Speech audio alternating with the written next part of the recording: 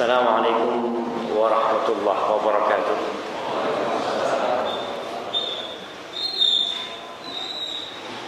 Alhamdulillah alladzi bi ni'matihi tatimmus shalihat. Segala puji bagi Allah Jalla Jalaluh yang karena nikmatnya kebaikan-kebaikan menjadi sempurna,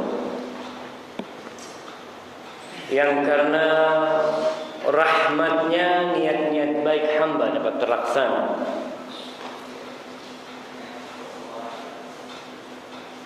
Keberadaan kita di tempat ini itu murni karena rahmat Allah, karena Allah menginginkan kebaikan buat kita. Rasul sallallahu alaihi wasallam mengatakan, "Man yuridillahu bihi khairan yufaqihuhu fid din." Barang siapa yang Allah menginginkan kebaikan untuk diri orang itu, maka Allah akan membuat orang itu bertafakkur, menuntut ilmu agama. Allahumma salli wa sallim wa zid wa barik wa an'im ala abdika wa rasulika habibina wa syafi'ina Muhammad. Ya Allah, semoga salawatmu, semoga rahmatmu, semoga nikmat dan salammu senantiasa kau tambahkan untuk hamba kekasihmu dan kekasih kami, Nabi Muhammad sallallahu alaihi wasallam. Nabi kita Muhammad salah satu tanda orang yang pelit dan kikir itu kalau disebut nama Muhammad dia tidak bersolawat. Kalau disebut nama Muhammad dia tidak bersolawat. Kayaknya banyak yang kikir di sini. Allahumma salli wa sallim ala abdika wa rasulika Muhammad. Kita belum terlatih. Suara saya jelas. Kita ini belum terlatih bersolawat. Siapa yang hari ini solawatnya udah 1000 kali buat Rasul SAW?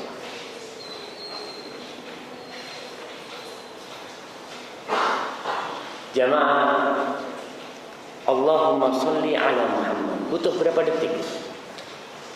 Coba lihat. Allahumma salli ala Muhammad. Berapa detik? 2. Berarti dalam 1 menit berapa selawat yang bisa kita baca? 30. Nah, dalam 1 jam berapa selawat yang sudah kita baca untuk Rasul SAW? 1800. Tapi pernahkah kita duduk mengingat sang kekasih, mengingat Rasul sallallahu alaihi wasallam, kemudian hati kita tergerak, lidah kita berucap Allahumma salli ala Muhammad, tapi memang kita masih belum cinta. Kita ini ngaku umatnya Nabi Muhammad, ngaku cinta kepada Rasul sallallahu alaihi wasallam. Apa bukti cintanya? Pakai jenggot Ustaz. Iya, itu salah satu bentuk cinta kepada Rasul sallallahu alaihi wasallam. Kita mengikuti sunnah beliau. Itu satu sunnah yang tidak butuh kerja, nggak butuh keluar keringat. Biarin jenggot sudah selesai. Tapi ada sunnah-sunnah yang menuntut kita untuk beramal, berbuat. Harus capek kita. Salah satunya salawat buat Rasul sallallahu alaihi wasallam. Jamaah, orang yang cinta, antum kalau lagi jatuh cinta, masya Allah, ngelihat sandal kekasihnya, sandal itu kesengsem hatinya. Ya Allah, ngelihat sandalnya doang seneng, karena lagi jatuh cinta. Begitu pula seorang yang lagi jatuh cinta, tatkala nama kekasihnya disebutkan, umpamanya nama kekasihnya Maryam, ada orang ngomongin Maryam, kita berhenti. Ada apa yang ngomongin Maryam? Masya Allah. Kenapa?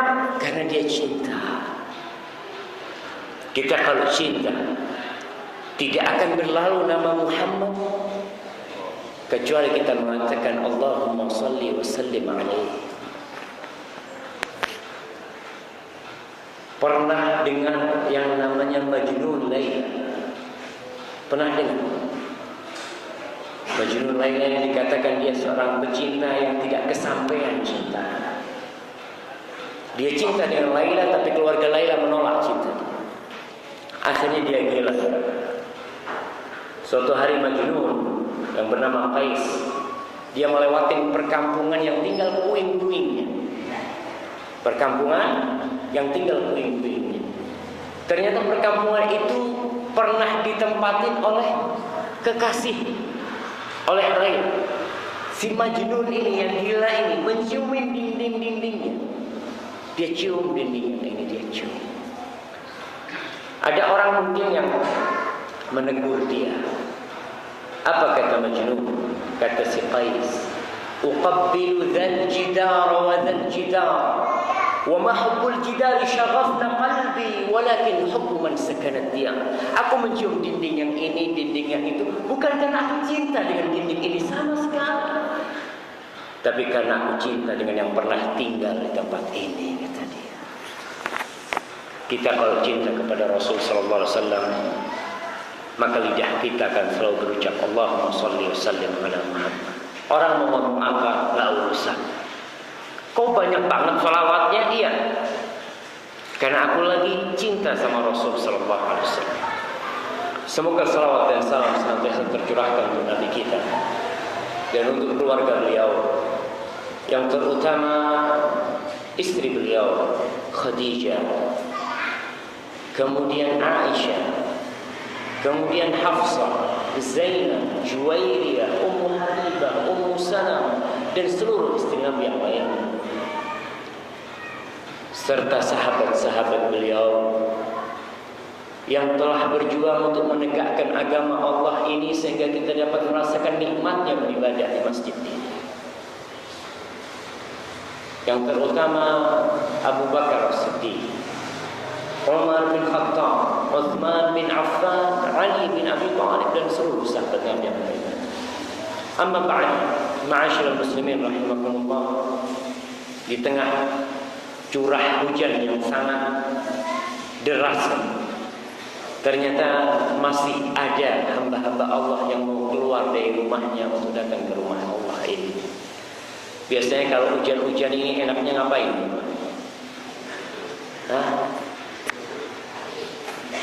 Di rumah ada yang jual bakso, datang nikmati, mau keluar malas. Tapi ternyata antum mudah-mudahan ditulis sebagai tulabul ilm, sebagai orang yang memang menuntut ilmu lillahi ta'ala. Hari ini hari Sabtu, malam Minggu. Biasanya juga kalau malam Minggu ngapain? Jalan-jalan. Tapi antum datang ke rumah Allah ini juga. Ibn al-Makwi al-Qurtubi, salah seorang alim ulama dari Cordoba. Cordoba ini ada di mana sekarang? Ada di mana Cordoba? Yang ditanya yang jawab. Cordoba ada di mana? Kira-kira di Sentul? Jemaah kita ini harus mempelajari sejarah kita. Di mana Cordoba itu? Di Spanyol. Ini Ibn Makwi al-Qurtubi, bukan dari negeri Arab, dari Spanyol. Al-Andalus, penyebutan Islam untuk Spanyol dan Portugal. Islam pernah ada di sana selama 800 tahun. Dari tahun 92 Hijriah sampai tahun 898. Islam pernah ada di sana. Jaya Islam ini. Salah satunya Ibn Makwi al-Qurtubi. Walaupun sekarang sudah tidak ada lagi Islam di sana. kecuali beberapa gelintir muslim yang mungkin hijrah ke sana. Ibn Makhlul al-Qurtubi di hari raya dia belajar. Di hari raya. Seharusnya hari raya kan orang senang-senang, bergembira, berangkat ke sana ke sini, menikmati hari raya itu. Karena memang itu fusha, hari untuk bersenang-senang. Ditegur sama sahibnya, oh itu lebaran belajar. Apa katanya Ibn Makhlul al-Qurtubi? Wallahi mali rahatun wala ladzatun illa fi talabil ilmi wan nazari fil kutub. Demi Allah, aku ini tidak merasakan kenikmatan dan kelezatan kecuali kalau aku lagi belajar. Dan kalau baca kitab baru aku bahagia. Subhanallah. Ya mau diapain tuh? Ada orang yang kebahagiaannya dengan jalan-jalan. Tapi Ibn Makhlul al-Qurtubi kebahagiaannya kalau ngaji, belajar, masya Allah. Dia merasakan kenikmatan di situ. Kedatangan antum ke masjid ini, insya Allah nggak ada yang dari jauh. Ada yang dari jauh? Insya Allah dari daerah sini. Siapa yang paling jauh? Dari mana? Berapa kilo dari masjid ini? 20 kilo. Berapa? 30. Belum jauh. Jabir bin Abdullah, Jabir sahabatnya Nabi, Jabir bin Abdullah, dia itu pernah berangkat ke Syam. Mana Syam itu? Syam itu mana? Syam itu 4 negeri sekarang. Yordania, Palestina, Suriah, dan Liban. Itu namanya Syam. Perjalanan 1 bulan naik onta dari Madinah ke Syam. Ini Jabir bin Abdullah berangkat ke Syam hanya untuk mendengar sebuah hadis saja, 1 hadis saja. Dia ingin mendengar hadis itu dari Abdullah bin Anas. Apa hadis itu? Hadis itu adalah hadis yuhsyarun nas yaumal qiyamati hufatan wa uratan wa. Orang itu akan dihimpun pada hari kiamat dalam kondisi telanjang, nggak pakai sandal, dalam kondisi belum disunat. Ini Jabir kepingin dengar langsung dari orang yang dengar langsung dari Rasul Sallallahu Alaihi Wasallam. Dia dengar, oh fulan berangkat sini untuk mendengar sebuah hadis. Jadi kalau yang 30 kilo ke sini masih dekat, alhamdulillah. Tapi alhamdulillah ternyata ada yang 30 kilo. Ada lagi Abu Ayyub Al-Ansari. Abu Ayyub Al-Ansari ini yang rumahnya pernah jadi tempat singgahannya Rasul Sallallahu Alaihi Wasallam. Nabi 6 bulan singgah di rumahnya Abu Ayyub Al-Ansari. Tentunya banyak hadis yang dia hafalkan dari Rasul SAW. Tapi ada sebuah hadis yang kelewatan. Hadis itu adalah hadis man satara musliman satara Allah. Barang siapa yang menutup aib seorang muslim, Allah akan menutup aib. Hadis ini Abu Ayyub dengar dari orang yang mendengar dari Uqbah bin Amir. Uqbah bin Amir dengar dari Rasul SAW. Enggak puas, Abu Ayyub Al-Ansari berangkat ke Uqbah bin Amir. Di mana Uqbah bin Amir? Di Mesir. Dia berangkat dari Madinah ke Mesir. Enggak tahu berapa ribu kilo. Sampai Mesir dia dengar dari Uqbah. Oh benar dengar dari Rasulullah SAW hadis itu? Benar kata Allah. Sampai itu Rasulullah SAW mengatakan hal itu. Setelah dengar hadis itu pulang Uqbah, pulang Abu Ayyub Al-Ansari. Nggak ngomong sekalian jalan-jalan, enggak. 1 hadis pulang. Maka yang datang ke tempat ini dari 30 kilo, mungkin 40 kilo. Semoga Allah SWT mencatat langkah bapak-bapak dan ibu-ibu sebagai kebaikan yang kelak akan didapati di timbangannya. Saya lihat juga ada yang tua yang kecil, yang sudah putih jenggotnya, nggak malu kumpul sama yang muda-muda. Iya, nggak perlu malu. Imam Ahmad, Muhammad bin Ismail As-Sa'il, dia kawannya Imam Ahmad. Suatu hari dia berada di Baghdad, lagi duduk-duduk dia melihat Imam Ahmad lari-lari. Imam Ahmad bin Hanbal, alim ulama yang besar, lari-lari sama anak-anak muda ngejar Syekh. Sambil sandalnya dibawa lari, dipegang sandal. Enggak sandal. Akhirnya Muhammad bin Ismail langsung dia kejar Imam Ahmad. Ngomong, ya Aba Abdillah, sudah tua, sudah banyak anaknya Imam Ahmad. Apa katanya Muhammad Ismail? Ya Aba Abdillah, ala tastahi? Apa kau tak malu? Itu ikut yang muda-muda. Ila mata, sampai kapan kau akan belajar? Apa kata Imam Ahmad? Ilal maut, tinggal ilal maut, kata dia. Tak urusan orang ngomong sudah tua masih ngaji. Kata Imam, ilal maut, aku akan ngaji. Dan alhamdulillah ternyata ada yang memang ilal maut masih mengaji. Mudah-mudahan Allah Jalla Jalaluhu menerima amalan mereka. Hujan tidak menjadi penghalang bagi kita untuk menghadiri majelis ilmu. Ibn Tahir, salah seorang alim ulama yang terkenal, dia mengatakan bultud dama marratain. Yang mengatakan aku pernah kencing darah 2 kali dalam menuntut ilmu hadis ini. 2 kali kencing darah. Marratan di Baghdad wa marratan di Makkah. Sekali di Baghdad, yang kedua di Mekah. Kenapa? Kata dia, li'anni amshi hafiyan. Aku jalan tak pakai sandal, tak punya sandal. Pas panas matahari ketika sangat panas kan, sampai kencing darah. Subhanallah. Maka yang kehujanan lebih enak daripada yang harus panas.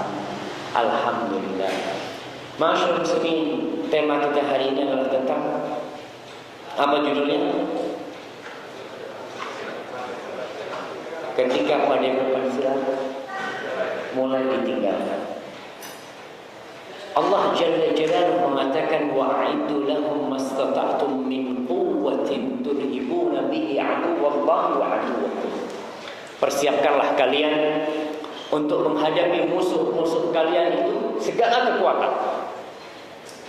Yang dengan itu kalian akan membuat musuh-musuh kalian itu takut. Persiapkan apa saja, latihan, bela diri, dan itu tidak dalam kondisi perang saja, dalam semua kondisi. Buktinya apa? Negeri kita Indonesia, semoga Allah menjaga negeri kita. Apa tentara itu latihan kalau ada perang ada? Enggak. Hari ini mereka latihan. Karena apa? Mempersiapkan diri supaya nggak ada yang nyenggol-nyenggol Indonesia. Mereka mempersiapkan diri, dan seorang muslim harus dalam segala hal. Tapi kajian kita bukan tentang silat dan bela diri itu. Ada silat khusus punyanya umat Islam. Yang silat itu dapat pahala kalau mengamalkan. Apa jemaah? Apa silat itu? Menuntut ilmu. Silat ini, silat yang dapat pahala. Siapa yang bisa jawab? Silat Islam, hanya Islam yang datang dengan silat. Disebutkan dalam Al-Quran, disebutkan berkali-kali oleh Rasul Sallallahu Alaihi Wasallam. Silaturrahim, silat rahim, itu silat yang dapat pahala, yang mulai ditinggalkan oleh manusia. Banyak di antara kita yang sudah tidak kenal dengan silaturahim. Dia berkunjung, Masya Allah, saya mencium aroma. Ini ada yang masak ikan. Terasi, Masya Allah. Iya, dinikmati. Kalau gitu saya minum dulu. Kalau habis makan biasanya orang minum dulu kan.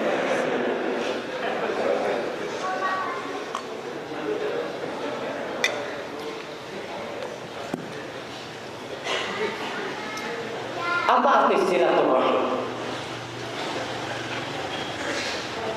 Sebagian orang berpandangan silaturahim itu ketika dia keluar rumah, mau kemana Bang?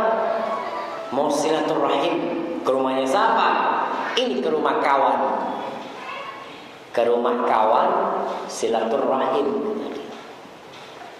benar itu disebut silaturahim. Tidak benar. Yang disebut silaturahim itu adalah berbuat baik kepada kerabat kita yang ada hubungan rahim. Masya Allah, untuk mengusir aroma. Ini silahkan di depan juga ya, aroma itu.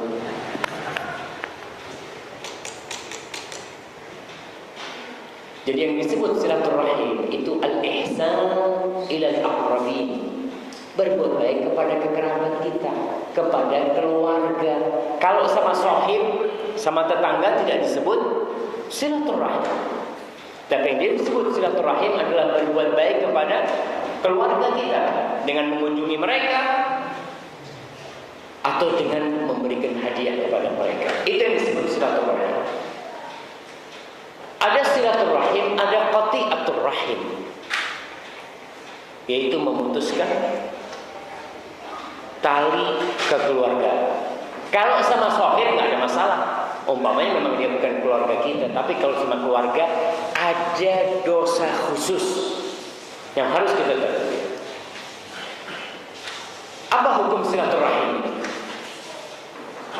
Kita udah tahu namanya silaturahim itu berbuat baik kepada kerabat kita. Siapa kerabat kita? Kita akan bicara. Sebelum kita masuk kepada hukum silaturahim itu, saya akan jelaskan tentang siapa yang disebut kerabat yang harus disambung, yang kita harus berbuat baik sama mereka. Ada 3 pendapat ulama. Yang pertama, yang disebut kerabat itu adalah mahram. Kalau salah seorangnya wanita, kita nggak boleh menikahin dia. Bibi kita masuk kerabat. Bibi dari bapak, bibi dari ibu, itu masuk kerabat. Sepupu masuk kerabat nggak? Masuk nggak? Menurut pendapat ini tidak masuk, karena bukan mahram kita. Bukan mahram. Pendapat yang kedua mengatakan yang disebut dengan rahim itu adalah al-warathah. Mereka yang dapat warisan. Siapa aja yang dapat warisan, maka itu adalah rahim kita. Tapi pendapat ini juga lemah. Pendapat yang kedua ini lemah karena apa? Bibi dari ibu kita itu tidak termasuk rahim, karena dia nggak dapat warisan. Adik ibu kita, kakak ibu kita, apa termasuk pewaris? Tidak. Maka tidak menjadi kerabat kita, padahal mereka kerabat kita. Yang ketiga, yang disebut rahim itu adalah keluarga dekat kita, keluarga yang dekat sama kita. Bahkan disebutkan sampai bapak yang keempat. Ada yang mengatakan sampai bapak yang keempat. Siapa bapak yang keempat? Saya umpamanya. Sampai jaddul ab dikatakan oleh Ibn Qudamah, yang berpendapat seperti itu, sampai jaddul ab, kakeknya bapak, sampai kakeknya bapak. Saya umpamanya Syafiq bin Riza bin Hasan bin Abdul Qadir. Dari Abdul Qadir ini ke bawah itu kerabat. Kita juga nanti ke bawah 4, itu yang wajib kita silaturahim kepada mereka. Oleh karena itu Rasulullah SAW mengatakan ta'allamu min ansabikum ma tasilu bihi arhamakum. Belajarlah kalian nasab kalian supaya kalian bisa nyambung rahim kalian. Antum siapa namanya? Siapa? Akbar Ahmad Toha Yasin bin Suparto bin Suparno bin Asri, ya sampai Asri sampai situ. Itu kerabat kita yang nyambung ke bawah. Itu kerabat kita. Dan pendapat ini insya Allah pendapat yang lebih benar yang ketiga ini daripada hanya yang mengatakan pewaris atau yang mengatakan mahram saja. Karena kalau mahram saja sepupu kita bukan kerabat kita, bukan kerabat kita. Apa hukum silaturahim? Hukum silaturahim tidak ada khilaf di antara para ulama bahwa silaturahim adalah wajib. hukum berbuat baik sama keluarga itu wajib. Suara saya putus-putus enggak? Enggak. Jadi berbuat baik kepada keluarga itu wajib. Namun kerabat itu ada tingkatan-tingkatannya. Maksud tingkatan-tingkatannya, ada yang dekat, ada yang jauh. Umpamanya adik kita, paman butuh duit, butuh bantuan. Adik juga butuh bantuan. Mana yang lebih harus kita dahulukan? Adik kita yang lebih dekat sama kita. Jadi kalau adik kita butuh, kita wajib bantuin dia. Wajib hukumnya membantu adik kita karena dia kerabat kita. Allah Jalla Jalaluhu mengatakan, innallaha ya'muru bil adli wal ihsan wa ita'i dzil qurba. Sesungguhnya Allah menyuruh berbuat adil dan berbuat kebajikan dan memberi kerabat. Itu wajib, perintah Allah itu wajib dilaksanakan. Sekarang kejadiannya gini. Ini punya siapa ya? Ada yang punya kan?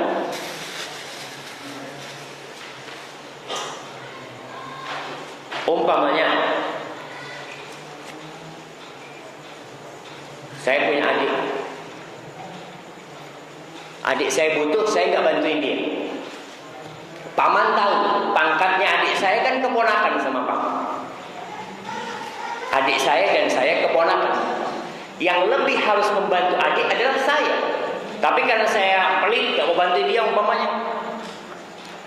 Paman melihat dan paman mampu untuk membantu dia. Kewajiban itu pindah ke paman.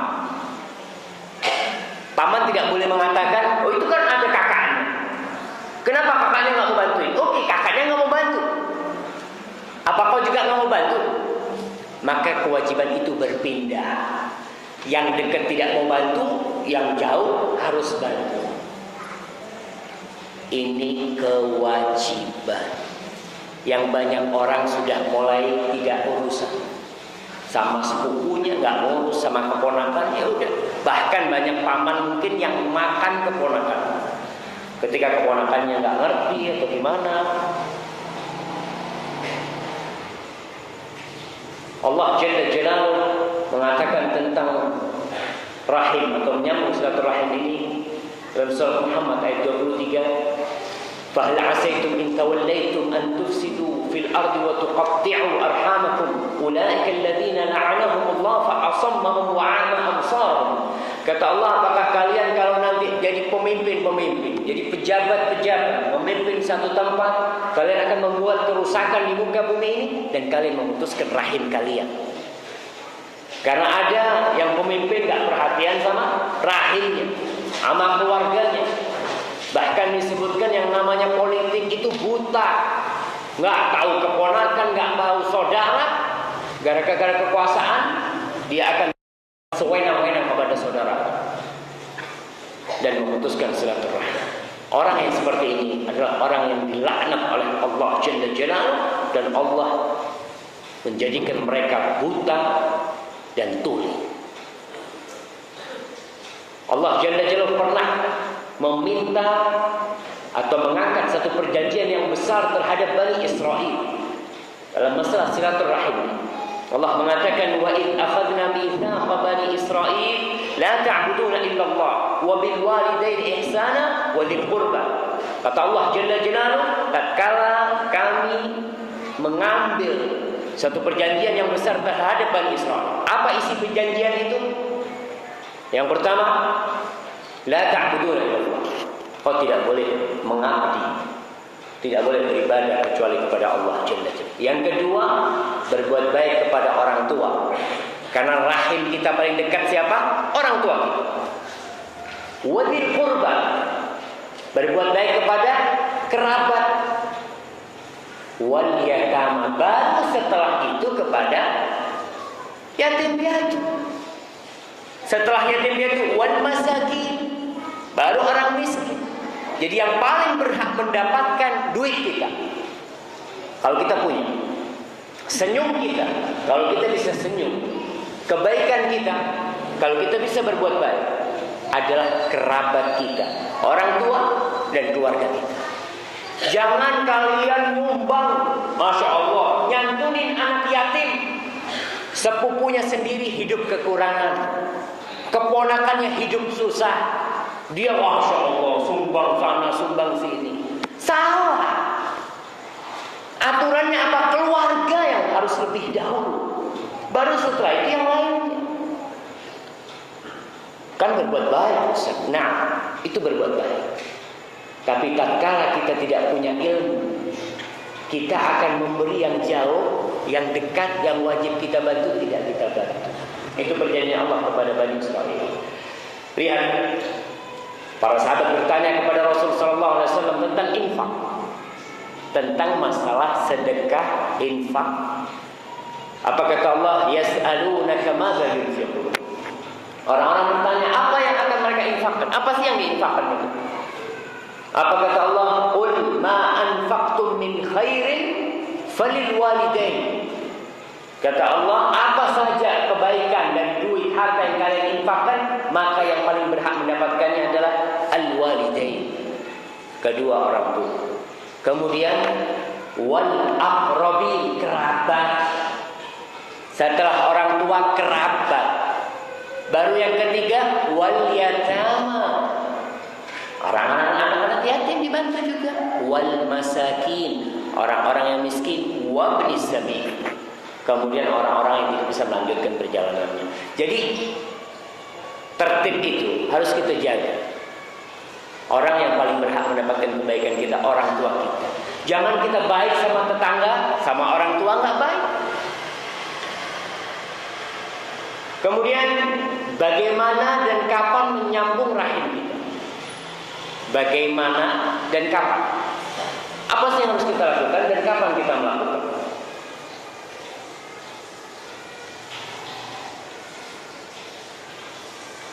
Yang pertama, tentang kapan. Waktunya itu kembali kepada tradisi masyarakat. Jangan tinggal satu kecamatan sama orang tuanya, mengunjungi orang tuanya seminggu sekali. Tinggal satu kecamatan, ketemu orang tuanya seminggu sekali. Apa yang disebut berbakti anak yang seperti itu? Jangan. Tinggal satu kampung, pagi berangkat kerja, sore pulang, sampai gitu, minggu baru kunjung ke rumah orang tua. Kira-kira disebut berbakti nggak anak yang seperti itu? Di Kerawang ini, karena ikut tradisi, ikut budaya. Kira-kira orang tua kita ridho kita ketemu dia cuma seminggu sekali. Saya tanya sama bapak lah orang tua, bapak anaknya kalau seminggu sekali ketemu bapak, padahal satu RT umpamanya, satu kecamatan, ridho bapak dia.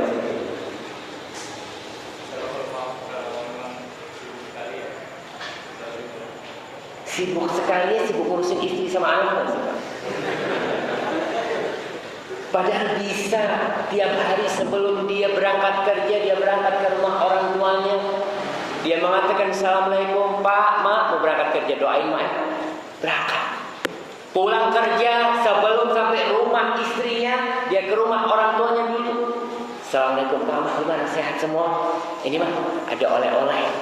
Masya Allah, kira-kira senang kalau punya anak kayak gitu pak. Masya Allah, gitu kan. Satu kampung ketemu orang tuanya seminggu sekali. Oke, kalau dia kerja mungkin anak ini kerjanya sehari 21 jam. Iya, nggak apa-apa lah. Kerjanya 8 jam. Dia ke rumahnya ya lay-lay, duduk-duduk gitu kan. Orang tua kita yang gendong kita, ibu yang mengandung kita 9 bulan, dia nggak pernah ngeluh, nggak pernah ditaruh kita ini. Ketika dia melahirkan, dia harus berkorban, nyawa pun dia pertaruhkan.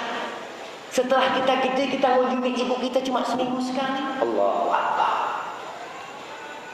Maka tolong waktunya. Sebagian mungkin bukan dari Kerawang, orang tuanya di kampung sana jauh, pulang hanya setahun sekali, mudik. Allahu Akbar. Bakal datang satu masa kita pulang, ibu kita nggak ada lagi. Kita nggak bakal melihat mereka kembali. Suara yang selalu meninabubukan kita akan hilang dari telinga kita. Tapi karena memang kita sudah meninggalkan yang namanya silaturahim. Jangan jamaah. Satu negeri, oke lah kalau di luar negeri, setahun sekali pulang. Satu negeri, apa nggak bisa pulang umpamanya 3 bulan sekali? Ongkosnya. Subhanallah, ibu kita itu siap jual emasnya demi kita sekolah. Dijual, anaknya butuh. Kok kita kadang-kala berat untuk membalas mereka? Tolong dilihat. Orang yang paling berhak mendapatkan kebaktian kita, dapat rahim kita ini ibu dan bapak. Ibu. Istri dan anak itu nomor berapa jemaah? Tolong lihat kepada agama kita dengan pandangan yang benar. Kunjungi ibu kita 3 bulan sekali, celengin itu harta. Jangan takut miskin. Ngunjungin orang tua takut miskin, gak bakalan miskin. Kita akan baca nanti apa faedah silaturahim.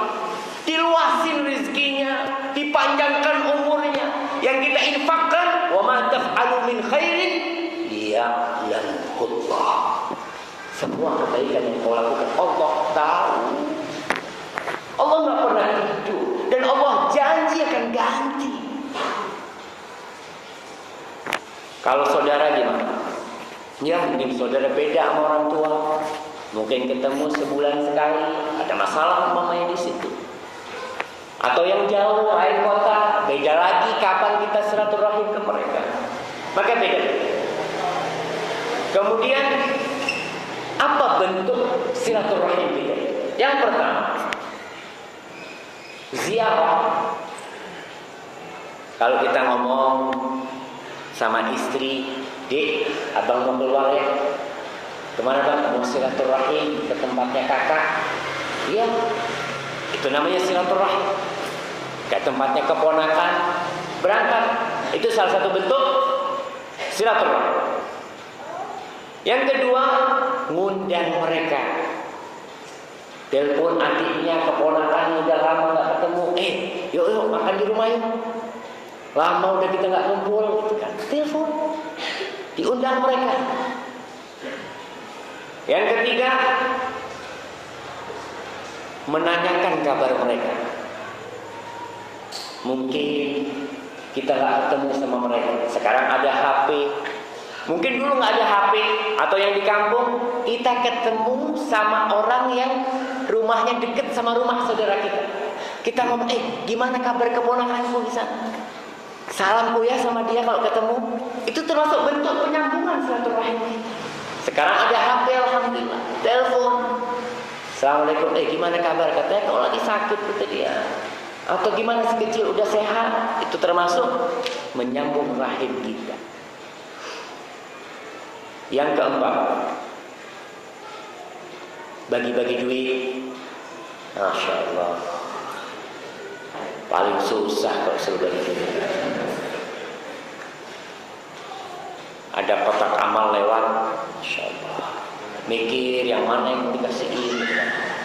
Kalau uangnya ada 500, 4, 100-an, 51, 22, 5.001, 2.002, 1.001. 14. Lewat itu.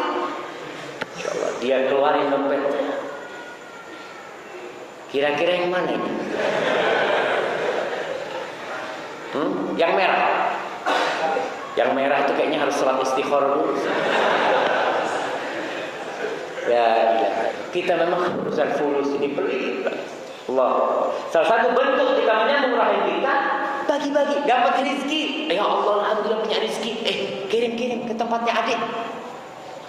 Beliin sesuatu, pulang dapat rezeki, beli sate. Beli sate 100 tusuk.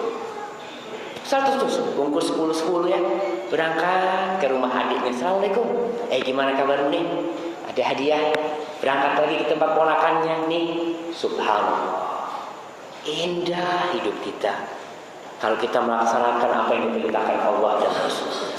Yang namanya kebencian, permusuhan itu luntur jemaah, luntur. Sama orang tua juga gitu. Biasanya bapak-bapak punya rezeki yang pertama dibeliin siapa? Istri. Beli gelang buat istri. Beli kalung, emaknya dibeliin. Emak kan udah mau mati. Alhamdulillah. Beliin. Mak, ini mak, maaf bang, nggak bisa beli yang bagus. Beliin, jangan. Itu termasuk kebaktian dan termasuk menyambung rahim kita kepada orang tua kita.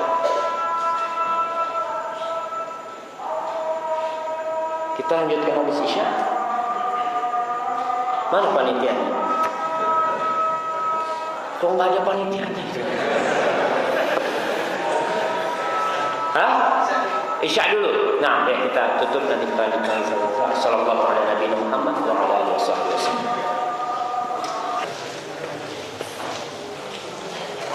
Alhamdulillah. Wassalatu wassalamu ala Rasulillah wa ala alihi wa ashabihi wa man wala wa ba'd. Kita akan melanjutkan tentang bagaimana bentuk silaturahim yang kita dianjurkan untuk melakukan. Yang pertama, berkunjung. Yang kedua, mengundang. Yang ketiga, menanyakan kondisi mereka. Yang keempat, bagi-bagi duit. Kalau miskin jatuhnya sedekah. Kalau kaya jatuhnya hadiah. Kalau kita memberikan kepada keluarga kita, adik kita kaya, banyak duitnya, nggak butuh duit dia. Maka kalau kita memberikan sesuatu kepada dia, jatuhnya itu hadiah. Dan hadiah itu diperintahkan oleh Rasul sallallahu alaihi wasallam, tahadu tahabbu, kata Rasul sallallahu alaihi wasallam. Kalian saling berbagi hadiah, kalian akan saling mencintai. Jadi berbagi hadiah, adik kita umpamanya punya anak, dia kaya, tapi kita beliin sesuatu sebagai hadiah. Ini bentuk dari silaturahim. Rasul sallallahu alaihi wasallam mengatakan dalam hadis riwayat Nasa'i, "Inna shadaqata 'alal miskini shadaqah." Bersedekah kepada seorang yang miskin itu sedekah, satu sedekah. Wa 'ala dzirrahim ithnatan. Tatkala kita memberi kepada orang yang ada hubungan kerabat sama kita, itu kata Rasul SAW, shadaqatun wasilah, sedekah dan termasuk silaturahim, berbuat baik kepada mereka. Yang kelima, menghormati yang tua, menyayangi yang muda, yang kecil, apalagi yang mama. Kita punya paman. Apa paman kita yang harus berkunjung ke rumah kita atau kita yang ke sana? Ya kita yang ke sana. Yang tua dituakan, yang kecil ya sudah. Kita sayangin mereka. Masya Allah, kayaknya sampai subuh nih jamaah.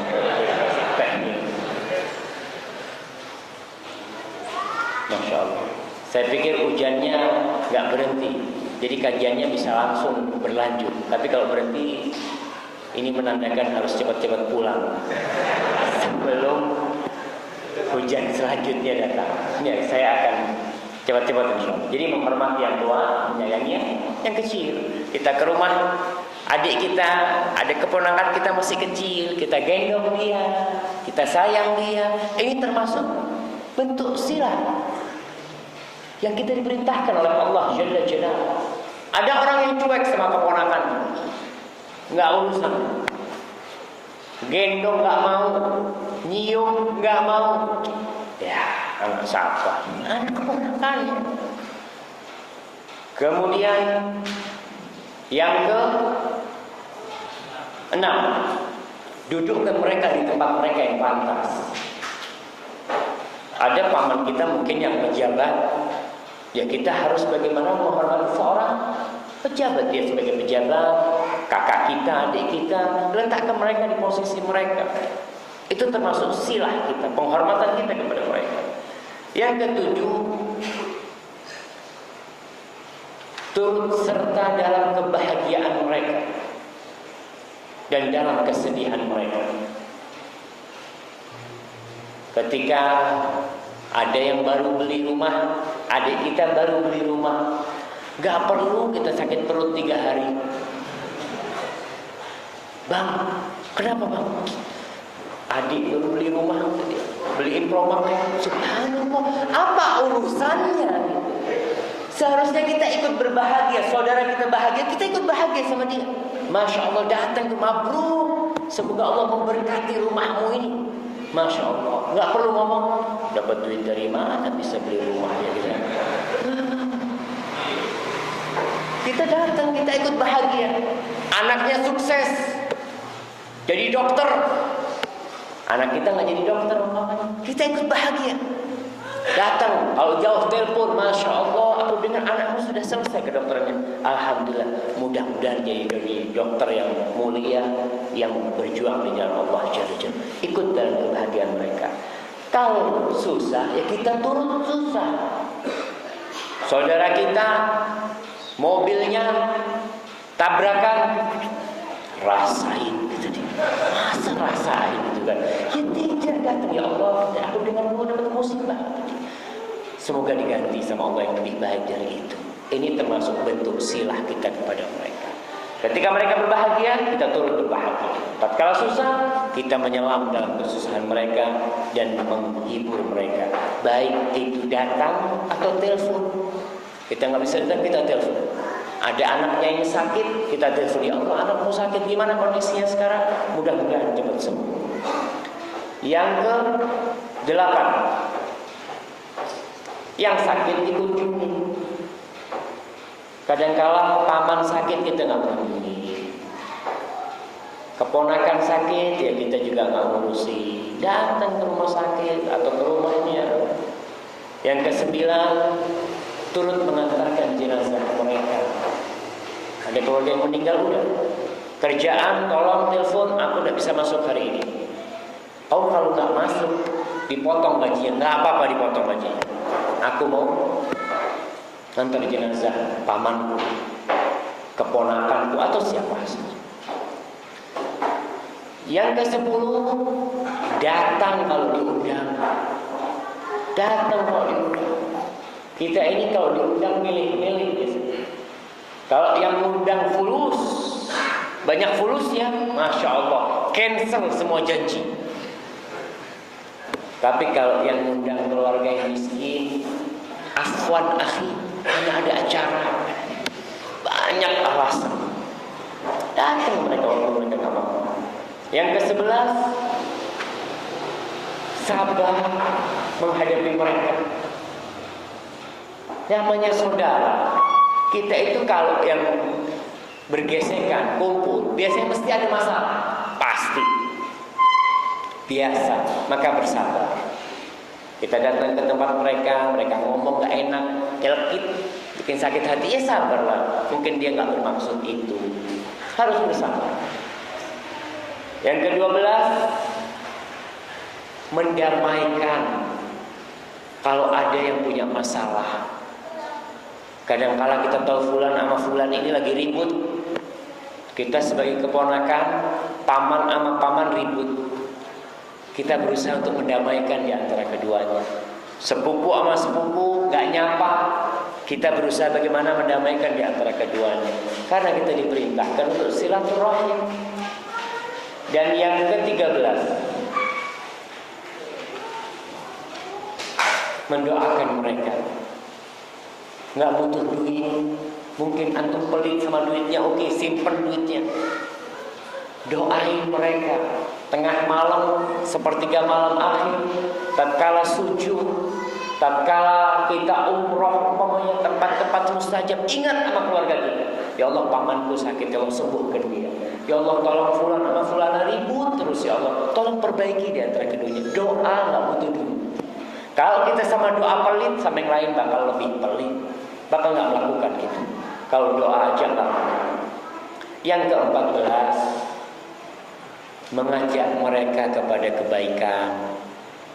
Mungkin kita punya paman belum ngerti sunnah, mungkin dia nggak sholat, Mungkin dia nggak puasa, subhanallah.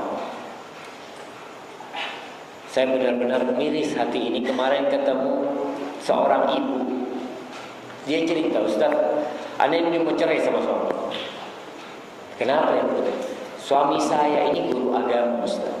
Suami saya guru agama. Dia di depan, nggak sholat, Ustaz.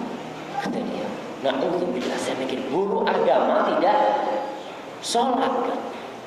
Maka di sini pihak keluarga yang tahu ada keluarga yang tidak sholat, kita berusaha untuk memberitahu mereka, mengajak mereka, telepon, yuk ada kajian nih, ikut sama aku jemput ya, jemput, ajak kajian, umpama. Itu termasuk dari bir atau silah. Apa faedah dari silaturahim sekarang? Orang ini mau berbuat kalau ada faedahnya, betul nggak? Antum udah kerja? Kerja. Antum kerja nggak? Belum, mana yang udah kerja? Antum kerja? Kerja. Masuk jam berapa? Pulang jam 4. Tiap hari itu. Sabtu Ahad alhamdulillah. Kalau antum kerja dari jam 7 sampai jam 4 nggak digaji, mau nggak? Kira-kira berangkat kerja nggak? Enggak kan? Kita bakal cari kerjaan yang ada folusnya, ada gajinya. Begitu pula silaturahim ini ada faedahnya. Allah tahu sama kita. Kita ini makhluk Allah yang mau bekerja dengan upah. Dikasih ini, maka ada iming-iming surga dari Allah Jalla Jalla. Ada ancaman neraka karena tahu Allah dengan hambanya suka diiming-imingi. Ada faedahnya silaturahim di mana? Di dunia dan di akhirat. Yang pertama faedahnya, silaturahim itu menyambung rahim itu sebab dari berbuat baiknya Allah kepada kita. Allah akan nyambung kita. Kita butuh apa gara-gara silaturahim, Allah akan ingat kita. Kata Rasulullah SAW dalam hadis riwayat Bukhari Muslim, rahim itu mengatakan, man wal rahimu mu'allaqatun bil arsh. Rahim itu tergantung di arsy Allah. Taqul man wasalani wasalahu. Siapa yang nyambung aku, Allah akan sambung dia. Wa man qata'ani qata'ahu Allah. Barang siapa yang memutuskan aku, maka Allah akan memutuskan dia. Maka faedah silaturahim kita akan disambung terus sama Allah. Allah mengatakan, "Fadhkuruni adhkurkum." Kau ingat sama aku ingat sama kau. Rahim minta sama Allah. Yang nyambung aku sambunglah ya Allah, dan Allah akan menyambung. Urusan susah, sulit, gara-gara silaturahim akan Allah mudahkan. Yang kedua, silaturahim itu termasuk sebab yang mengantarkan kita menuju surga.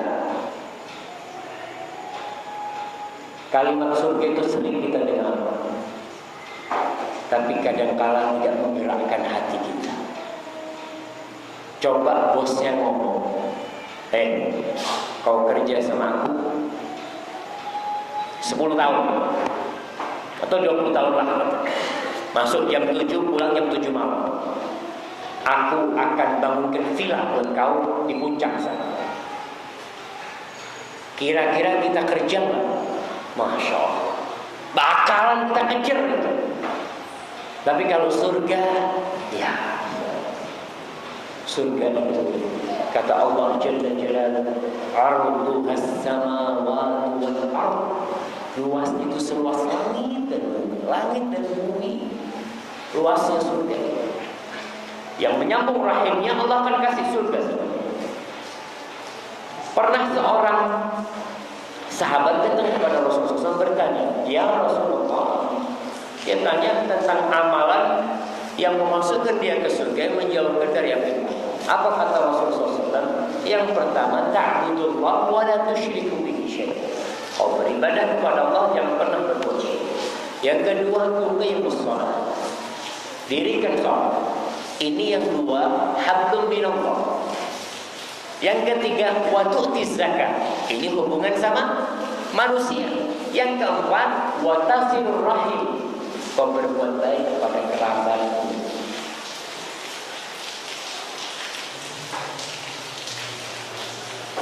Jadi dua untuk Allah, dua untuk manusia. Agama Islam ini balance antara ke atas sama ke bawah. Berbuat baik kepada Allah, berbuat baik kepada manusia, baru masuk surga. Kalau sholatnya kencang, Masya Allah, tauhidnya mantap, nggak pernah berbuat syirik, sholatnya nggak pernah ditinggalin, zakatnya dia berikan, tapi sama keluarganya buruk, nggak pernah berbuat baik sama mereka, jangan harap masuk surga. Hubungan sama Allah itu gampang ya. Kita kalau punya dosa sama Allah, tinggal wudu, sholat, ya Allah, ampuni dosa, Allah ampuni. Tapi kalau sama manusia, dibawa mati semuanya, nggak bakal aku maafkan. Seperti itu sama manusia. Maka tolong hablum minallahnya dijaga, hablum minannasnya juga dijaga. Itu akan menyebabkan kita masuk ke surga Allah. Yang ketiga, faedah dari silaturahim. Kata Rasulullah SAW, rahim itu akan datang menjadi saksi pada hari kiamat buat kita. Rahim akan datang. Di dunia ini kalau kita disidang, kita butuh saksi. Kita butuh saksi. Dan di dunia ada pengacara yang bantuin kita. Di akhirat tak ada. Yang ada amal dan perbuatan kita akan jadi saksi. Salah satunya rahim kita akan datang. Kata Rasulullah SAW dan riwayat Bukhari dan kitabnya Al-Adab Al-Mufrad, wa kullu rahimin atiyatun yawmal qiyamati amama sahibiha. Rahim itu akan datang pada hari kiamat di depan yang melakukan rahim. Tashhadu lahu bisilatin in kana wasala wa alaihi bi khati'atin in kana qata'. Dia akan memberikan saksi, saksi yang jujur. Dia akan mengatakan fulan telah menyambung aku ya Allah, atau fulan telah memutuskan aku ya Allah. Rahim kita akan menjadi saksi buat kita. Yang keempat ini urusan dunia. Kita suka sama yang namanya fulus. Antum suka sama fulus kan? Insya Allah suka. Yang nggak suka sama fulus itu ayam. Antum kasih itu duit ratusan ribu, dia ditinggal. Tapi dikasih jagung dia makan. Tapi manusia kasih jagung, ditinggal. Fulus, Masya Allah, warna matanya langsung hijau. Oh, lihat fulus. Iya, ini urusan dunia. Karena kita suka sama dunia. Rasulullah SAW mengatakan silaturahim itu manjangin umur, memperluas rezeki. Faedahnya memanjangkan umur kita, menambah umur kita, dan meluaskan rezeki kita. An Anas bin Malik radhiyallahu taala anhu qala Rasulullah sallallahu alaihi wasallam, man ahabba an yubsata lahu fi rizqihi wa yus'a lahu fi atharihi falyasir rahimah. Rawahu Bukhari wa Muslim. Barang siapa, kata Nabi sallallahu alaihi wasallam, yang ingin diluaskan rizkinya, kepingin diluasin rizki, dan ingin ditambah umurnya, hendaklah dia menyambung kerabat, berbuat baik sama kerabat. Ingat sekali lagi, bukan berkunjung ke rumah sohibnya. Nggak apa-apa berkunjung ke rumah sohib, nggak apa-apa. Tapi jangan katakan itu silaturahim. Mau main aja ke rumah teman, Masya Allah, datang kotak abang yang mana? Ini akan membuktikan yang mana yang bakal kita keluarin gitu kan. Jadi nggak perlu sholat istikharah gitu, nggak perlu kan, kalau mau ngeluarin yang besar-besar. Nah, kembali kepada diluaskan rizkinya, dilapangkan rizkinya, ditambah umur. Ustaz, bukankah rizki dan umur itu sudah dipatok, sudah ditentukan sama Allah Jalla Jalaluhu? Nah, Allah itu tahu. Ibnu Taimiyah rahimahullah taala menjelaskan tentang dipanjangkan umur. Ada takdir yang mutlak, yang tahu hanya Allah, itu yang nggak bakal berubah. Ada takdir yang Allah kasih tahu malaikat. Malaikat kasih tahu takdir yang fulan sekian umurnya, itu malaikat tahu dan itu bisa berubah. yang tidak berubah, yang diketahui Allah Subhanahu wa taala. Enggak bakal berubah. Allah tahu bulan akan nyambung rahimnya dan akan aku tambah umur. Ini pendapat. Pendapat kedua mengatakan diberkahi umurnya. Ditambah umurnya, ada yang diberkahi. Ada orang yang Masya Allah dalam sehari dia bisa melakukan pekerjaan seminggu, diberkahi.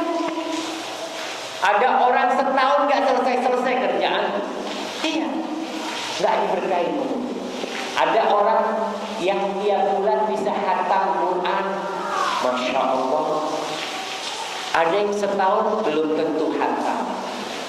Tanya kenapa? Gak ada waktu. Emang waktunya beda 24 sama 27? Sama 24 jam, 24 jam. Cuma ada yang diberkahi waktu. Ada orang yang Masya Allah bisa berangkat umroh berkali-kali dalam setahun. Ada orang yang sama, duitnya sama, kekayaannya sama, tapi belum tentu berangkat umroh 10 tahun sekali. Kenapa? Gak punya waktu, gak diberkahi. Maka yang ingin diberkahi waktunya, iman ditambahkan umurnya beneran, atau diluaskan rezekinya, Masya Allah. Jadi sekali lagi, antum kalau mau berkunjung ke orang tua antum, jangan takut kurang duitnya. Karena janjinya Rasul SAW dipanjangin umurnya, diluaskan rezeki. Bismillah, bismillah, berangkat.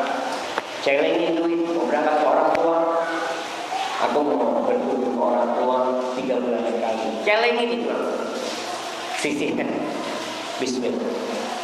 Insya Allah diberkahi. Kemudian yang kelima, yang kelima, pahala silaturahmi itu kontan, dan pahala memutuskan rahim itu dan sanksi memutuskan rahim itu juga kontan. Nggak perlu tunggu sampai akhirat, di dunia pun Allah akan kasih. Kata Rasul sallallahu alaihi wasallam dalam hadis yang diriwayatkan oleh Imam Baihaqi, dan hadis ini sahih. Laisa syai'un uti Allah fihi a'jalu thawaban min silaturahim. Tidak ada amal ketaatan yang lebih pantas untuk disegerakan pahalanya di dunia ini lebih dari silaturahim. Walaysa syai'un a'jala iqaban, dan tidak ada perbuatan yang lebih pantas sanksinya disegerakan minal baghi wa qati'ati rahim wa qati'ati rahim, daripada berbuat zalim dan memutuskan rahim. Dan ini terbukti kalau antum berbakti sama orang tua, antum membantu keluarga, adik, kakak, keponakan, kontan Allah akan kasih ganjaran. Saya pernah dikasih tahu seorang lelaki yang dia itu begitu berbaktinya sama orang tua. Dia tidak mau bangun rumah sampai dia bangunkan rumah orang tuanya. Dia ngontrak. Tapi subhanallah, kebaktian itu membuat rezekinya dilapangkan oleh Allah Jalla Jalla. Maka jangan takut miskin kalau berbakti membantu keluarga kita. Ini udah janji. Wallah la yukhliful mi'ad. Allah itu gak pernah ingkar janji. Cuma kita kadang-kala yang maju mundur untuk beramal. Kemudian yang keenam, silaturahim itu bisa menghindarkan kita dari su'ul khatimah, dari mati yang buruk. Mati dalam kondisi kita belum siap, mati dalam kondisi kita belum bertaubat, mati dalam kondisi kita banyak dosa dan maksiat. Rasul sallallahu alaihi wasallam mengatakan, man sarrahu an yumadda lahu fi umrihi wa yuwas'a lahu fi rizqihi wa yudfa' anhu mitata su'i falyattaqillah wal yasir rahimah. Barang siapa ingin umurnya dipanjangkan, rezekinya diluaskan, kemudian dihindarkan dari kematian yang buruk, hendaklah dia bertakwa kepada Allah dan menyambung rahimnya. Hadis riwayat Ahmad dan disahihkan oleh Ahmad Syakir hadis ini. Jadi kita kadang-kadang minta husnul khatimah. Oke, kita berdoa, tapi kita butuh beramal juga supaya dihindarkan dari su'ul khatimah. Kemudian yang ketujuh, silaturahim itu menumbuhkan cinta di keluarga, menumbuhkan keharmonisan di keluarga. Kita lihat jamaah, kadang-kala tatkala orang tua kita masih ada, kita ini masih bisa kumpul. Tapi tatkala orang tua kita meninggal, semuanya sudah sendiri-sendiri, gak ketemu lagi sama mereka. Allah perlu kita mengumpulkan kembali, karena itu akan menumbuhkan cinta di hati kita.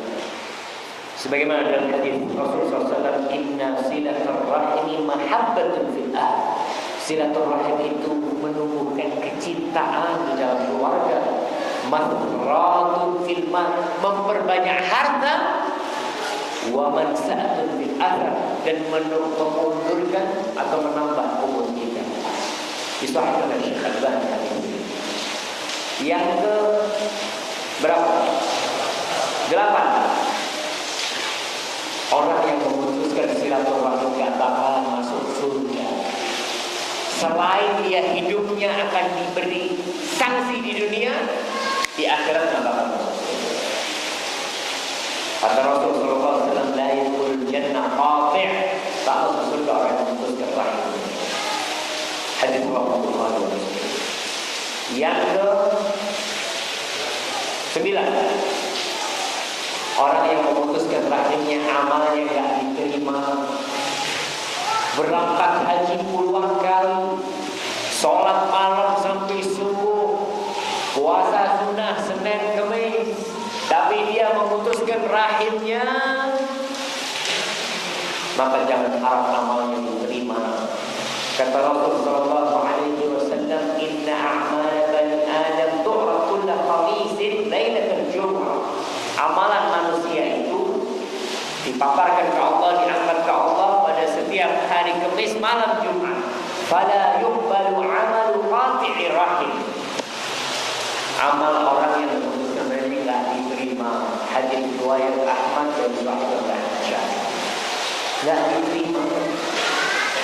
Maka jangan sampai kita hablum minallahnya kenceng sama keluarga gak baik, gak nyapa sama keponakannya, gara-gara urusan sepele. Hati-hati, amalan kita masih diterima oleh Allah SWT. Itulah faedah-faedah, beberapa faedah dari menyambung silaturahim. Apa saja yang mendorong kita, membuat kita itu menyambung rahim? Masalah apa saja yang menyebabkan orang itu memutuskan rahim? Kenapa sebagian orang memutuskan rahim? Kalau tadi kita mengatakan faedah-faedah, kita akan berbicara tentang perkara-perkara yang membuat orang itu memutuskan rahimnya. Yang pertama, nggak ngerti sama faedahnya silaturahim. Wajar orang kalau tidak ngerti bahwasanya batu yang di depan rumahnya emas, dia biarin, nggak akan dia jaga, karena dia tidak tahu bahwa batu itu ternyata mengandung emas. Tapi kalau dia tahu, bakal dia pagar rumah, bakal dia gaji satpam untuk jagain, karena ngerti.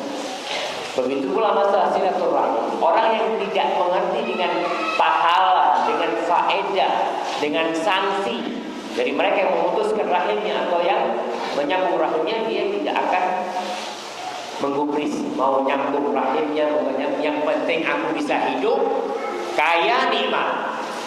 Pikirannya nafsi. Yang kedua, iman yang lemah. Kalau tadi ilmu, yang ini iman.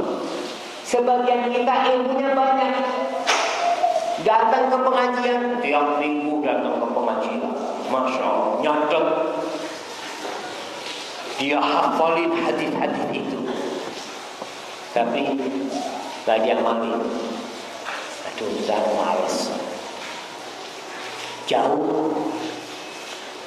Yang ketiga, sombong. Biasanya kalau sudah kaya,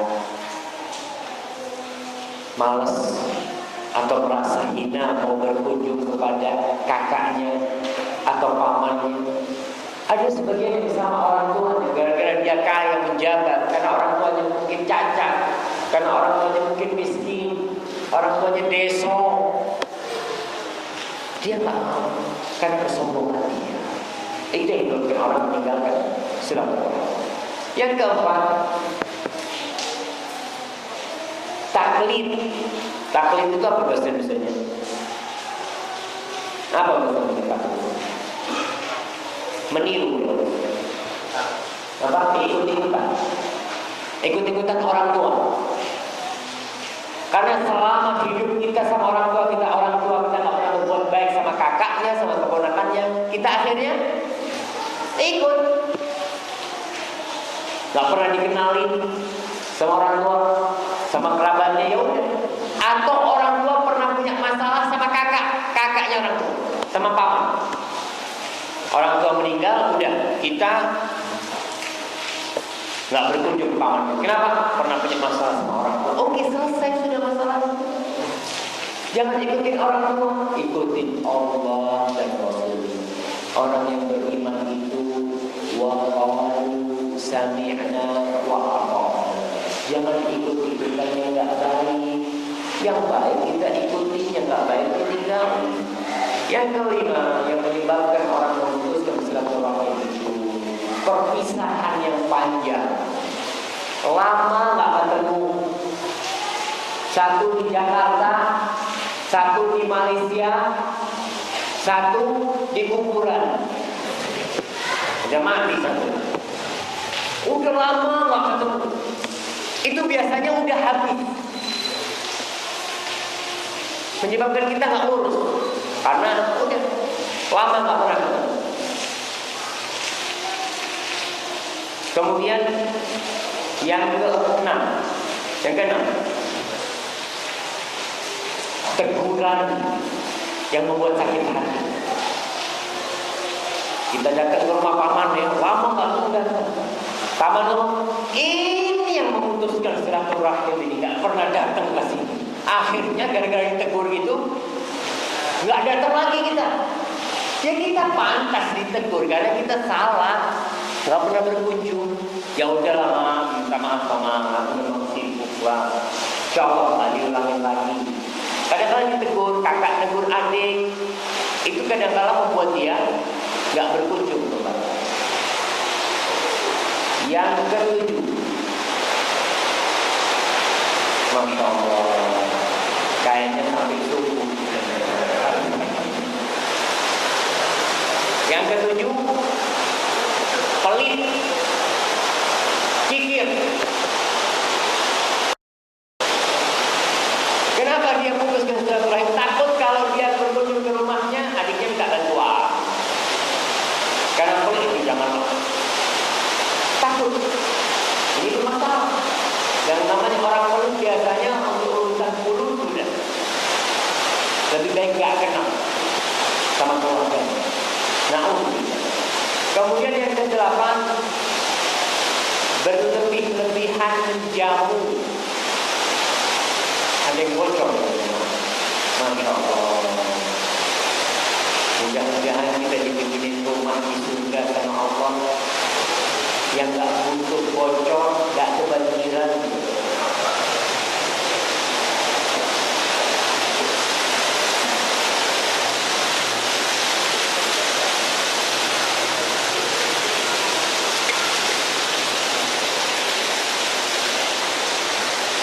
Nah, saya cepat-cepat ini mau raja soalnya jadi aku bisa pulang. Jadi kadang-kadang kalau ada tamu kita ini kan nggak enak, harus menyediakan ini itu, makan harus enak. Kemudian kita nggak mau undang lagi. Karena apa? Nggak ada fulus.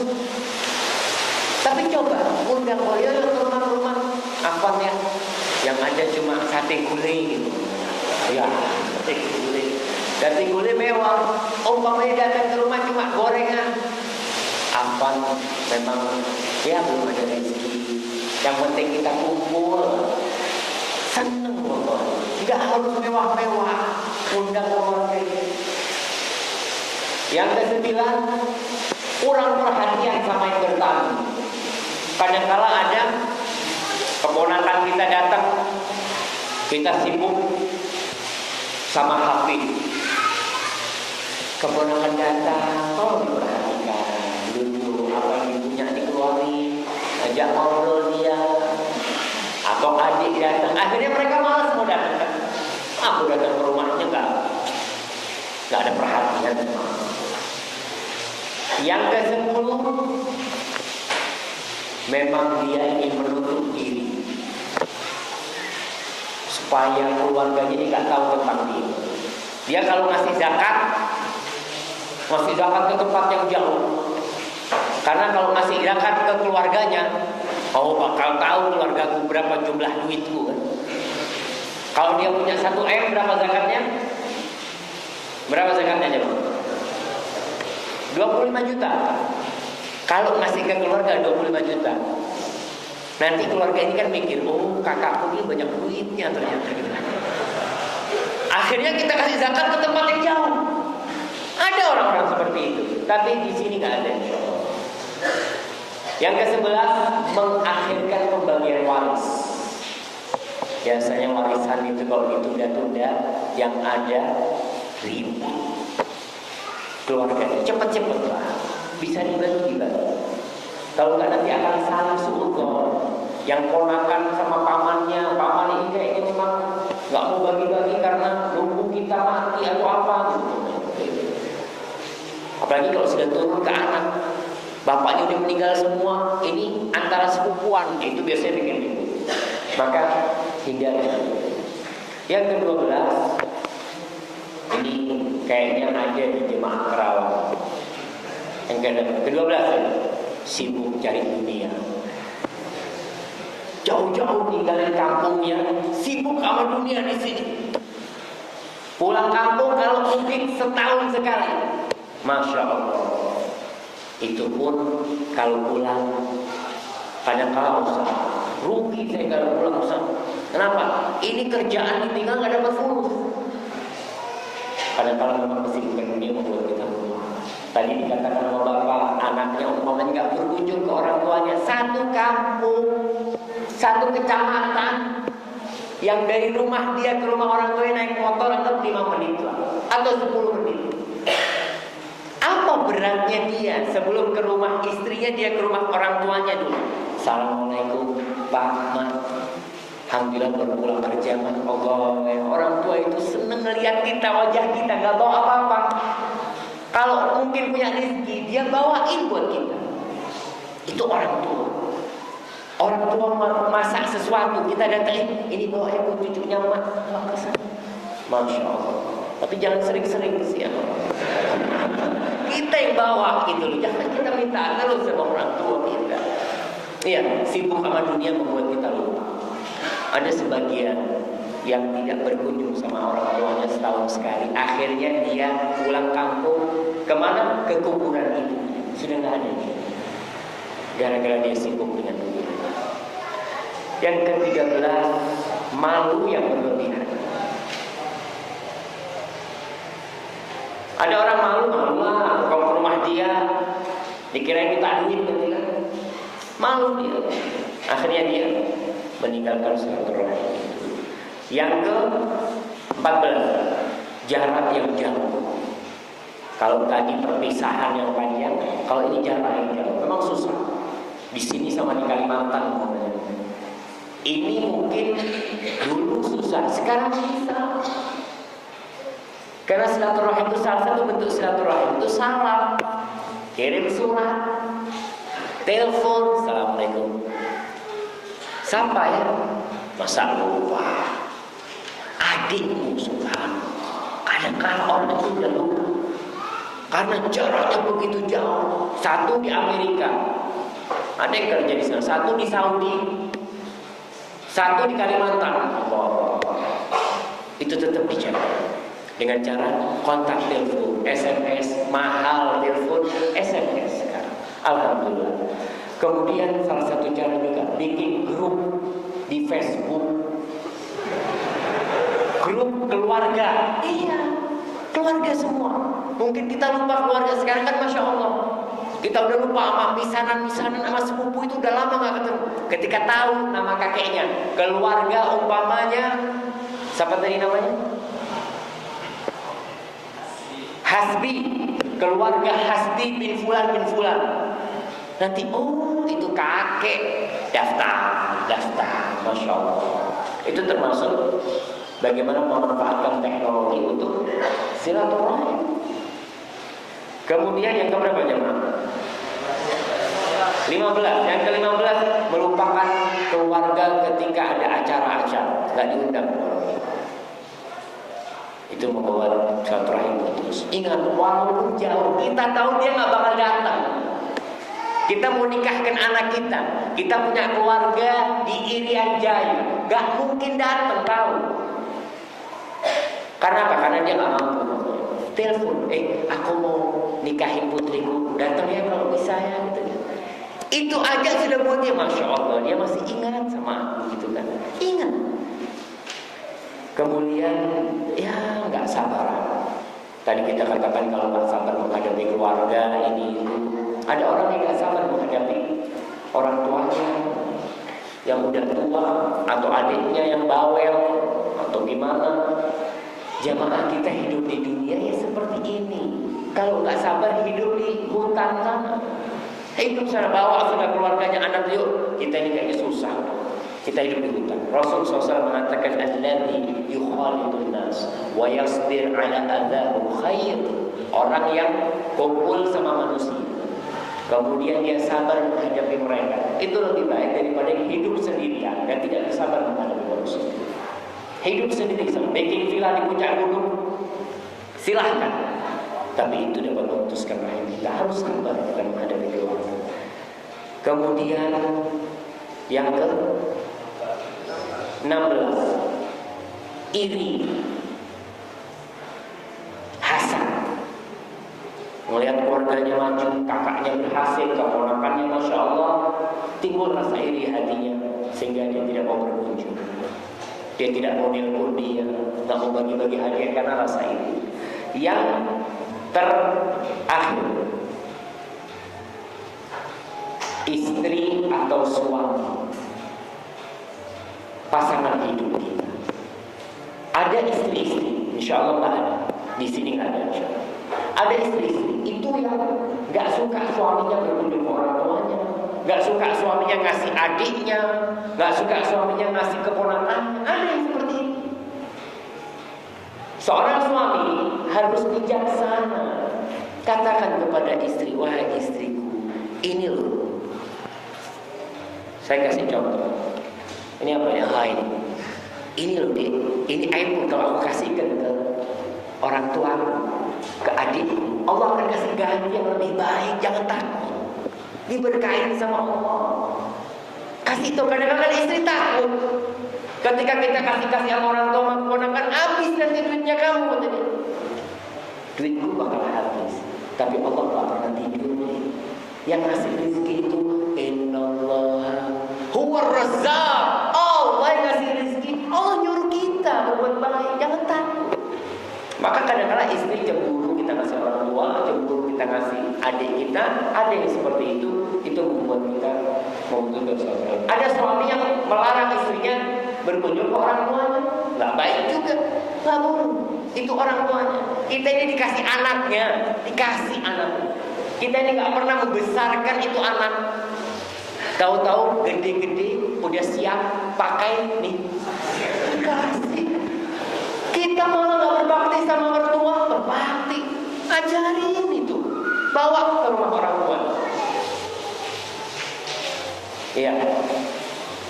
Kemudian sudah selesai 5 menit lagi. 5 menit lagi, apa saja yang mendorong kita untuk berbuat baik kepada keluarga kita, menyambung rahim kita, itu apa saja? Yang pertama, mengetahui pahala silaturahim. Sekarang udah tahu semua. Insya Allah semua udah tahu, tinggal ngamalin sekarang. Yang kedua, yang berbuat salah maafi. Orang yang memaaf itu hidupnya tenang, damai banget. Tapi coba kita dendam, datang pengajian ketemu sama yang pernah nyakitin hati kita, sesak dada kita itu. Subhanallah, kenapa kau nggak maafkan dia, selesai urusan.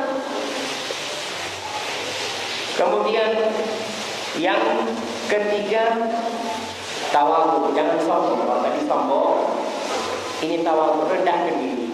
Walaupun kau umpamanya memang seorang jenderal bintang 3 di sana di Mabes, tapi ketika pulang ke rumah orang tuanya, posisimu siapa? Anak, nggak ada bintangnya. Anak sama kakak, posisinya dia adik. Aku bintang 3. Nah, enggak ada. Tawadhu semua mereka. Kemudian yang berapa? Keempat, jangan mengungkit-ungkit kebaikan. Kita pernah bantu dia, nggak mungkin. Karena kalau ungkit-ungkit akhirnya dia malu mau ketemu kita. Subhanallah, ini loh, ini pernah aku bantu dulu, aku beli motor. Nah, kemudian memahami kejiwaan mereka. Karena macam-macam, manusia ini macam-macam. 5 anak dari satu rahim ibu, kejiwaannya beda-beda. Ada yang pemalas, ada yang pemaaf. Kita harus memahami supaya kita bisa lapang dada. Kemudian jangan sering menegur mereka dengan teguran yang pedas-pedas, yang meninggalkan hal itu. Dan mengadakan perkumpulan rutin. Mengadakan perkumpulan rutin, yang bikin acara tiap bulan, 2 bulan, atau 4 bulan sekali, atau setahun sekali dibikin acara itu. Mudah-mudahan dengan seperti itu Allah Jalla Jalaluhu akan menyambung rahim kita, akan membuat kita menjadi orang yang berbahagia, akan menjadikan kecintaan dan kedamaian tumbuh di keluarga kita. Sallallahu ala nabiyina Muhammad wa ala alihi wasallam. Apabila kita sampaikan benar dari Allah Subhanahu wa taala, kalau ada yang salah dari diri saya sendiri, Allah dan Rasul bebaskan dari kesalahan itu. Kalau mungkin ada pertanyaan, waktunya tinggal 3 menit lagi. Fadhil, sallallahu. Nah, itu ada yang tanya. Dikasih mic atau nggak dikasih mic? Panitia mau?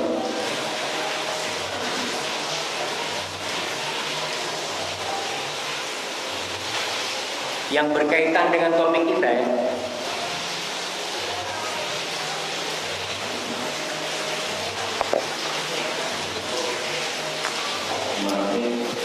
Saya mau tanya bagaimana bentuk silaturahim pada saudara kandung, tapi tidak mengenal orang muslim itu.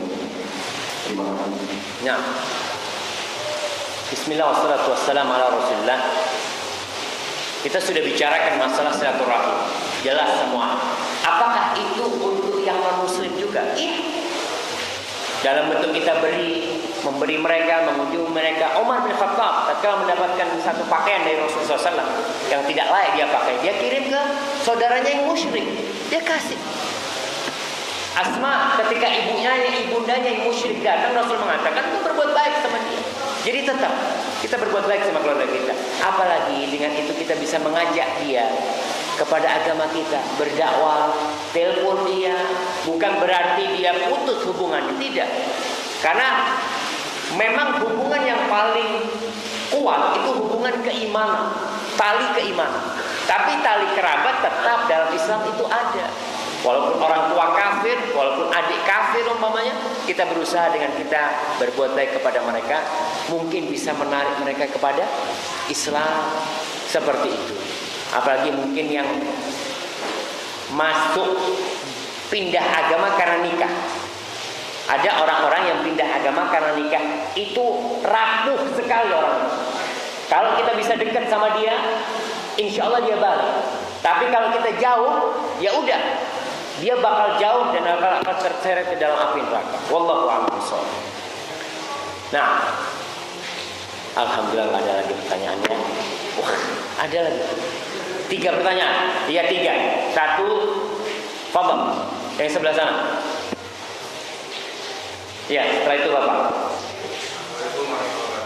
Tunggu yang sono dulu. Itu mic-nya.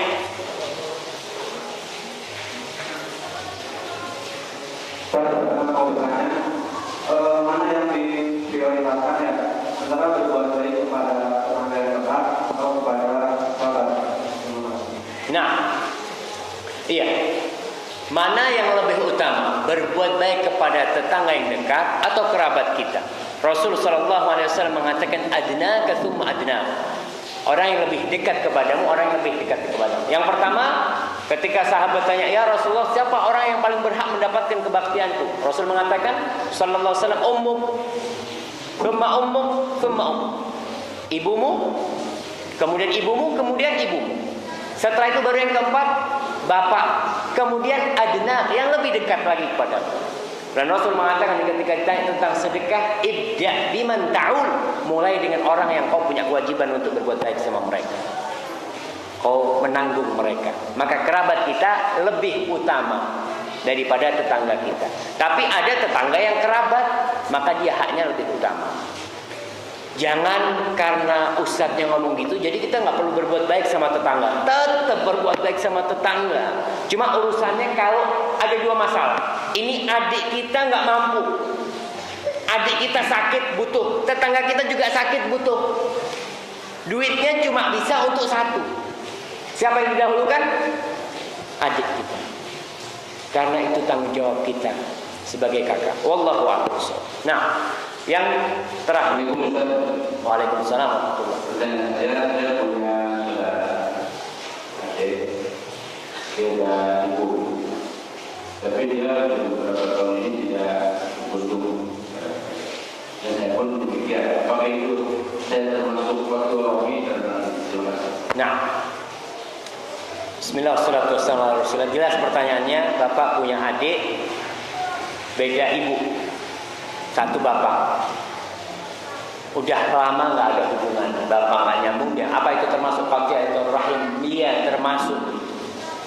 Yang namanya silaturahim yang dijanjiin oleh Allah bakal masuk surga, bakal diberkahin umur dan diluaskan rezekinya. Itu Rasulullah SAW mengatakan laisal wasilu bil mukafi. Orang yang dikatakan menyambung rahimnya itu bukan yang balas-balasan. Dia berkunjung, kita berkunjung. Dia nggak berkunjung, ya sama-sama. Walakinnal wasil, yang dikatakan orang menyambung rahimnya, alladzi idza quti'at rahimuhu wasalah. Ini yang dapat pahala. Ketika diputuskan rahimnya, dia menyambung. Jadi silaturahim itu kalau sudah balas-balasan berarti kan sudah nyambung. Alhamdulillah, bersyukur sama Allah. Yang dimaksud silaturahim itu menghangatkan yang dingin, mencairkan yang beku, kemudian mendekatkan yang jauh. Ini yang insya Allah pahalanya sebagaimana tadi sudah kita bincangkan dari sabda Rasul dan firman Allah Subhanahu wa taala. Wallahu a'lam bishawab. Saya cukupkan sampai di sini. Mudah-mudahan bermanfaat. Sallallahu ala nabiyyina Muhammad wa ala alihi wa sahbihi wasallam. Wassalamualaikum warahmatullahi wabarakatuh.